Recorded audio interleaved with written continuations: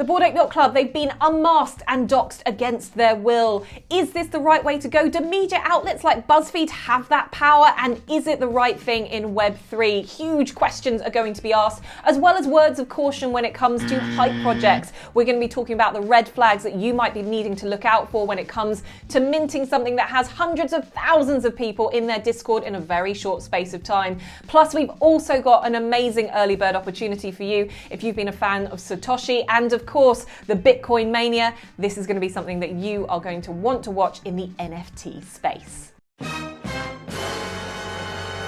So one of the big reasons why Web3 is something that lots of people turn to is the power of anonymity and being able to kind of hide behind your avatar, not show off your real self. And that in 2022 is proving more of a debate because it can be problematic in some cases, but there are the exceptions. We've got Betty from Deadfellas is not doxed. We also had the Bored Ape Yacht Club that weren't doxed as well to a point. However, this weekend, just gone, there was a big bit of breaking news and it came from BuzzFeed. And BuzzFeed revealed who the Bored Ape Yacht Club founders were. And they did this without their permission. Yeah, it's really important to understand, I think, the complexities behind this. You're dealing with a project in Bored Apes, which as a blue chip has generated over $1 billion. So when you've got a lot of money that's going into a project, people like to know and like to understand the background. So it's all kind of like, was this the right thing to do? Was it on the onus of the founders to actually, dox themselves? I mean, this is the big debate that a lot of people are having. But as you mentioned, Warren, like with the Bored Ape Yacht Club, they are applying for funding from Silicon Valley investors here. As you can see, they've got $5 billion that they are founding. Bear in mind that this is a project that only launched 10 months ago. But the whole point of the anonymity around this has not been a problem at all up until now. Like you say, I think it kind of comes down to curiosity, how people feel about this. The bigger conversation and the bigger problem with this is that it was done against their will. I'm all for having projects being doxed 100% because it gives that clarity and it gives that accountability. But I do think it's on the onus of the particular project themselves to do that. It is certainly not, from a media outlet's perspective, their opportunity to do that because they think it will make a good story. Now, obviously, the Bored Ape Yacht Club is huge when it comes to the NFT community. This is probably the most prevalent, most out there brand that more people in the mainstream are getting to know. And I think it's about people getting their heads around what Web3 is and what that allows you to kind of partake in terms of the community aspect of it. I get it, but I do have a massive problem with the fact that it was done against their will. And I think this is why it's such a huge story, and it really did upset the community. Now, to the extent that here we go. Here are the founders. Guy Oseary, who we know it has taken on as a partner the Bored Ape Yacht Club, and also we're going to talk about them in just a second, the World of Women as well. He is Madonna's, manager, U2's manager. I think it's the Red Hot Chili Peppers as well. And he's seen the opportunity within the NFT space and also the Bored Ape Yacht Club to try and build those partnerships and almost be their manager for lots of incredible licensing agreements and things like that moving forwards. He knows who they were because they're doxing themselves to the right people when they need to. It was just the community they weren't doxed to. And, that's where this whole problem has lied. When BuzzFeed doxed them, they didn't dox them with images. No. Right? They did. They gave names. But Guy Oseary did. He provided the images. For me, when I look at a post like this, at least I can post this photo, from ApeFest. He looks actually really, really proud and really, happy to talk about their relationship. And actually, we just spoke about it. $1 billion in revenue is an incredible achievement. But to want to raise 5 billion more, there probably are questions in the community. Why? Why do you need to keep growing? Why do you need to keep bringing those funds in? How big do you want that team to get? What are the broader ambitions? Money is always going to attract questions, right? Yes, and whilst we're talking about money and whilst we're talking about Guy Oseary, let's jump to another one of his clients, World of Women. Now, this is really exciting because this is news that broke over the weekend. What does Pablo Picasso, Jean-Michel Basquiat, Franz Marc, Bridget Riley, Banksy, David Hockney, and World of Women have in common? Yes, they will all have a piece auctioned at the upcoming Christie's auction sale. Now this, again, like we said, Guy Oseary managed to do this for the Bored Ape Yacht Club, we assume that's a link there. And suddenly, World of Women, women are suiting up for Christie's once again, which is so exciting.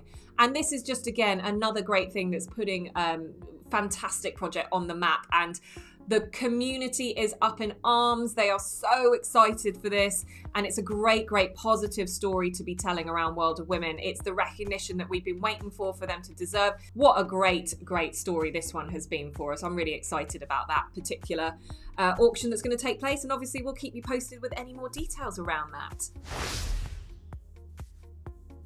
Right, we're going to move swiftly on, because from all of the news and the debate around all of this, we actually want to kind of put in a word of caution around projects as well. And we're going to be talking about when projects mint, and they mint based on a Discord of over 250,000 people. They've got a Twitter that suddenly has grown in tens of thousands. And you could be asking yourself, how have they done this? How have we seen this happen? And what is going to be the outcome for me and my opportunity as an investor? And the reason why we're talking about this is because there was a project that this happened with, and this is called Hype Bears. Now, Hype Bears, I actually got on the whitelist for this. I thought it was a really good opportunity for a flip. And I got into the Discord early because I was part of the Mutant Ape Yacht Club. I was allowed to be on the whitelist early, which was fantastic. And then I was like, as I was spending time in the Discord and finding out more and more what was needed and required to be on, to stay and keep this place on the whitelist, I wasn't sure that I was particularly, happy with doing this particular mint. Why? I was a little bit suspicious. There were a few red flags, and I was thinking to myself, again, look, these guys aren't doxed. We don't know what's going on with these guys. But for me, something didn't seem right, and it seemed a little bit like a rug pull. But more importantly, I didn't want to put any of my wallets at risk of any problems when it came to the mint itself. So I decided to not mint on this. Now, Warren, what's your take on Hype Bears? So there's actually, one of the points you just made there was really, really important. You got on the whitelist. Why? Because you were part of a super reliable, well-respected community in the Mutant Apes. And for me, my take on it is that there tends to be these kind of multi-level marketing approaches, which is really, really simple. What are the established projects out there? How can we infiltrate them by offering preferred whitelist slots? And the cross-pollination is we get their community, their audience interested in what we're doing, and exponentially grow by minute. The artwork does look great, right? Like I won't say it doesn't. I really like how it looks. I think it's got quality to it, and actually, I think we're all slowly navigating the space to look for the thing which we love the most. But Hype Bears for me are a broader concern, because I think now, Bex, when we see communities grow as quickly as they do, as fast as they do, and they talk about it in quite a loud way, it probably throws up slightly more red flags than comfort. Because also the question, the devil's in the detail, right? You want to know why. Hype Bears as a project looks great, but it's the factors around it. What do we say, Bex, when we're speaking to everybody? Do your research, look into the project, understand who's behind it. Now, the team aren't doxed, so you don't know who's behind it. Over 300,000 people are in their Discord. For me, there is a red flag that does concern me, and the reason why is because how possible is it to get through to the admins, the core people that are running this project, to really know what's happening? It goes without saying that I think, we've had it with the likes of Mecca. If you recall way back then, everyone was expecting really great things, and the artwork's one thing, but I think if all of the pieces of the puzzle aren't there, who did the team? What's the general roadmap? What are the approaches? How often are they doing Twitter Spaces? Like, how communicative are they? I really think if you're going to part with your money, part with it with caution and do research and just be thorough, because like Beck said, even though it's okay to not follow through with a whitelist spot just because you've got one. If you don't feel comfortable, don't invest. And I think Bex has made the right call here. Now, we're just going to go to our final project, and this is an opportunity for you, which I'm so excited about. So we've kind of taken you through those cautionary tales and a bit of news this week, but actually we want to kind of end on some positivity, and that is with Satoshis Index. And Satoshis Index are an interesting offering. I'm going to let Warren just take the lead on this because he knows about it more than me. I just like the look of them. They're super cute. Warren, tell us about it. Yeah, wizards, right, in magical worlds. But actually, there's more to this than meets the eye, and it's a real pleasure, real different project to talk about. So, Bex, we like to cover NFTs and projects of all different shapes and sizes and varieties, and that's what makes this channel really interesting. What is really standing out for me though is Satoshi's Index and actually what it represents. So first of all, there's 999 of these NFTs, which again look very much like wizards, and actually that's the creators' take on who they think Satoshi looks like. Minting in February, date again still to be confirmed, although we are hoping to receive more information in the not too distant future, which we'll be sharing with the audience. So what does it do? So the NFT itself, so when you purchase it, gives you access to a cool piece of trading software. And what that trading software does is, with your preferences, the types of coins that you want to trade and automate, effectively it's got the smart tools to go and do all the trading for you while you sit at home and drink a coffee. So what they're trying to do is use the NFT PFP which you invest in to really deploy that in real life application utility as a trading bot which can go and make you money whilst you're doing other things.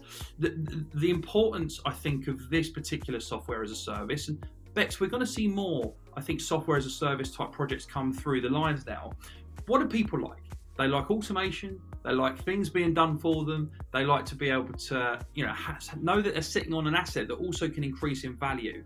And for me, Satoshi's Index, absolutely do your research and look into it. But I think if you're minting an NFT, which does such an important job and can automate a great deal of that, can also pair with the likes of Coinbase and Binance and lean back and allow that tool to do your job whilst you plug in the preferences and the coins you're looking for, you enable it to do the trading on your behalf, and more importantly, you can go and focus on the other NFT projects you're looking at purchasing too.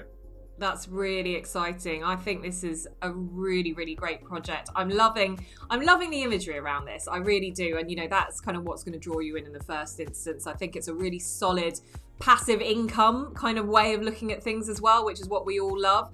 And again, these guys are out there. They're telling you what it's all about. They've already kind of really brought in the influencers here. You can see they're talking about what people can do within Satoshi's Index. There's lots of great things going for this. I want to kind of go back and just let you know that the team is doxed as well. So if you're wondering about this, we have a fully doxed team. They're very open and honest as to who and what is behind this project. And, that is kind of one of the big blue ticks that you want to be seeing, or green ticks that you want to be seeing. No red flags here. It's going really well. So this is our early bird for you. This is an opportunity for you to kind of do some research, look into something a little bit different. We're always looking for something different within the NFT space.